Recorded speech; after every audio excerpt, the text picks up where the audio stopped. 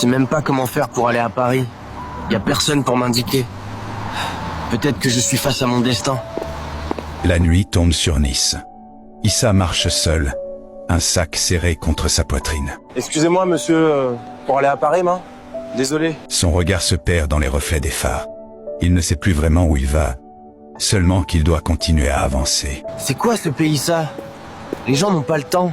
Tout le monde court, tout le monde est pressé. Personne ne veut te parler. Au loin, un banc. Un homme y est assis, le visage marqué, les yeux calmes. Bonjour, s'il vous plaît. Je veux aller à Paris, mais je ne sais pas comment faire. Tu viens d'Italie, toi, main? Oui. Alors fais attention ici à Nice. La police défile beaucoup trop. Si t'arrêtes, ils te renvoient direct en Italie. Issa s'approche doucement, hésitant. Il parle d'une voix timide, presque brisée par le froid. Encore des contrôles? Oui. Mais t'inquiète, attends avec moi le prochain bus. Il nous amène à la gare. L'homme l'écoute, patiemment. Il comprend tout de suite d'où vient ce jeune. Il sait ce que c'est, de fuir, de recommencer. Alors, avec une voix rassurante, il lui dit de faire attention. Parce qu'à Nice, la police ne prévient pas. Le train pour Paris, il part dans 15 minutes. Tiens, prends ces 20 €. C'est tout ce j'ai. Achète de quoi manger. Merci. Je croyais pas tomber sur une personne comme vous. À la gare, sous les néons froids, l'homme sort 2 billets froissés. 20 €. C'est peu, mais pour Issa, c'est immense. Et s'il y a les contrôleurs, qu'est-ce que je fais? Ici, parfois, faut savoir jouer le jeu. Si tu les vois contrôler les gens, tu te lèves discrètement, tu vas aux toilettes, tu restes là 15 minutes et tu ressors. D'accord, je vais essayer. Bonne chance à toi. Surtout, ne lâche rien. L'homme lui serre la main une dernière fois. Il lui souhaite « Bonne chance, Brenta » et lui dit simplement « Ne lâche rien ». Maman, j'espère que là où tu es, tu vas bien. Tu me manques, maman. J'espère que tout ça va finir un jour. Issa monte à bord. Il s'assoit près de la fenêtre. Regarde la ville s'éloigner. « Maman, j'espère que là où tu es, tu vas bien. » Ici, tout le monde court.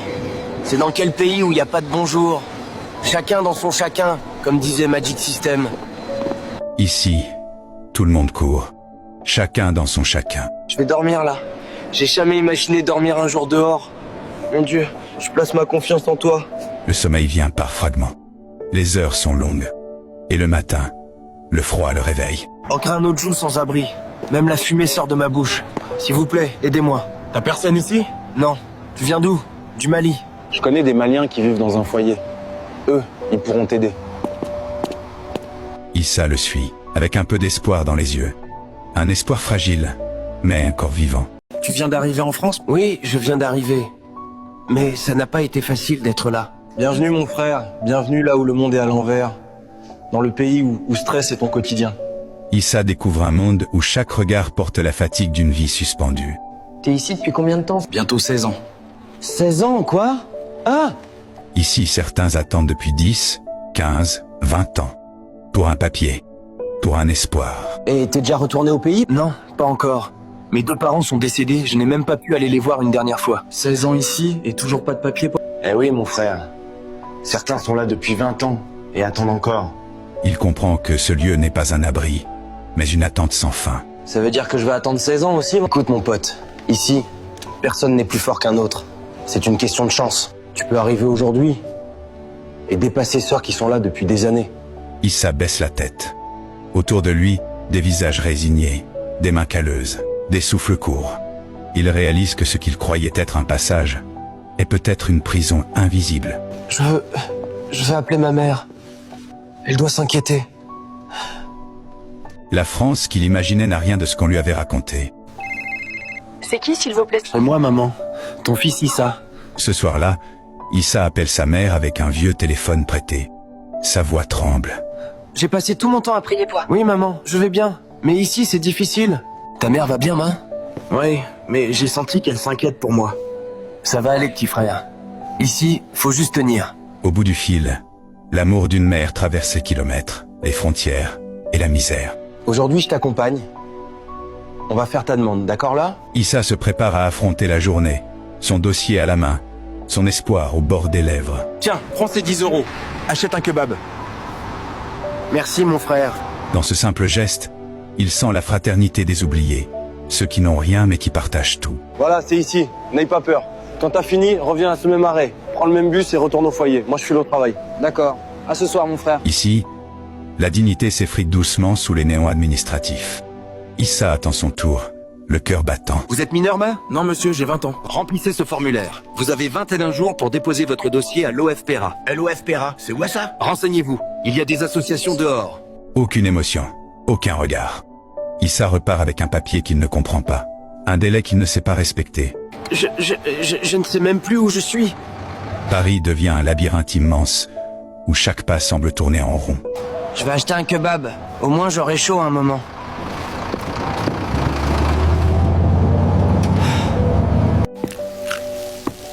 Désolé, monsieur, on va fermer. Dans un petit kebab de quartier, Issa trouve un peu de chaleur. Encore un autre jour à dormir dehors, dans ce froid. Mon Dieu, aie pitié de moi. J'en peux plus. Issa s'assoit près d'un mur, à la gare de l'Est. Le froid lui mord les mains, mais il regarde le ciel. Dans ses yeux, il n'y a ni colère, ni haine, juste la fatigue d'un homme qui prie pour tenir jusqu'à demain. C'est ici.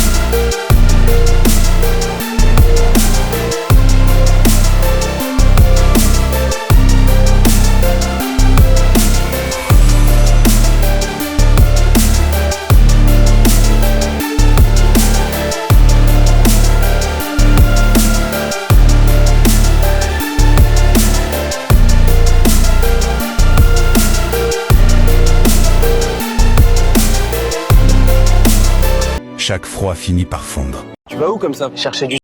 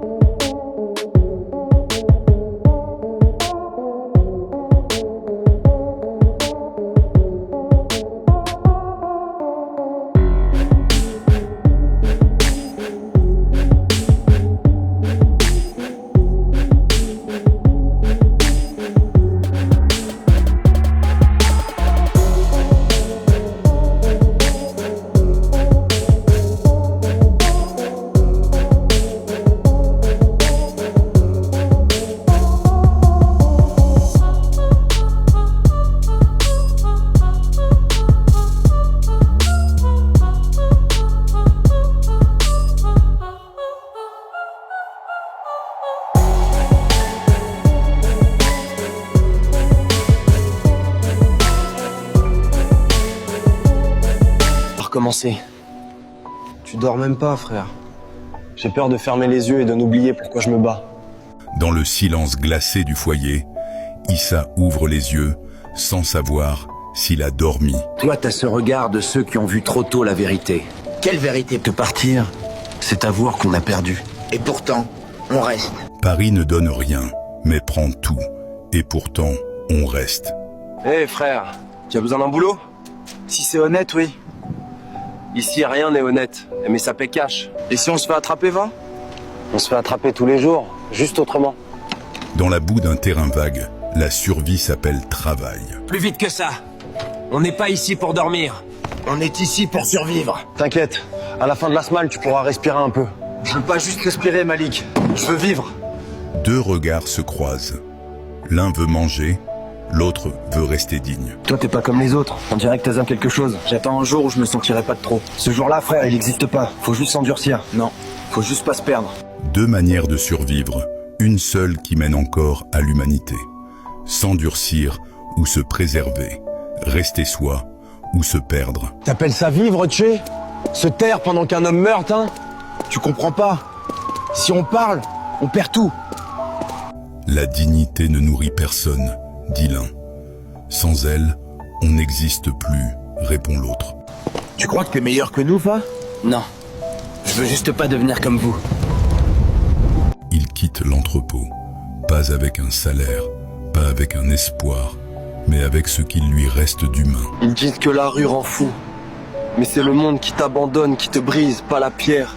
J'ai rien, mais j'ai encore ma voix. Cette voix devient sa seule arme contre l'effacement. La dignité, parfois, c'est juste refuser de se taire. Hé, jeune homme, vous voulez un café? Oui, mais je le paierai demain. Prenez-le aujourd'hui. Parfois, demain n'attend pas. Qu'il y a des victoires qu'on ne voit pas, des héros qu'on ne célèbre jamais, et des hommes, comme Issa, qui continuent de marcher dans le...